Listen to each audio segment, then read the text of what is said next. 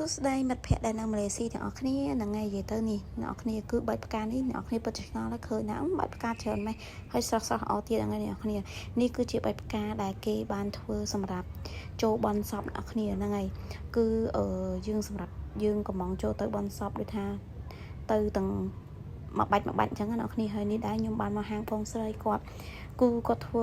សម្រាប់សម្រាំងមែនតើអ្នកនរគ្នាគឺគាត់អូយគឺខ្ញុំទៅមើលផ្ទាល់ភ្នែកគឺថាវ៉ាវហ្មងអ្នកគ្នាផ្កាស្រស់ល្អហើយគាត់ចម្រាញ់សំបីតរលួយគល់ក៏គាត់ចោលដែរគាត់អត់រះទេព្រោះធ្វើឲ្យខូចគុណភាពរបស់គាត់អញ្ចឹងណាអ្នកគ្នាឃើញដូចជាផ្កាពណ៌លឿងនេះហើយនឹងផ្កាពណ៌សនេះឃើញគឺគាត់រើសដាក់ទុកពេលគេកំងគឺគាត់មានពុបដាក់ធ្វើមួយលាហ្មងហើយស្រស់ល្អណាស់អ្នកគ្នានេះអ៊ំស្រីគាត់កំពុងតែធ្វើគឺផ្កាស្រស់ល្អមែនតើអញ្ចឹងហើយនឹងមានសុំដាក់រូបថតណាអ្នកគ្នាដាក់ស្មានតោអត់សូវចេះនិយាយដាក់សុំរូបថតសម្រាប់អ្នកស្លាប់ណាអញ្ចឹងបើមិត្តភ័ក្តិដែលនៅម៉ាឡេស៊ីទាំងអស់គ្នានៅខាង KL នេះគឺនៅខាង Pudu អ្នកគ្នាអញ្ចឹងបើអ្នកគ្នាចង់កំងអី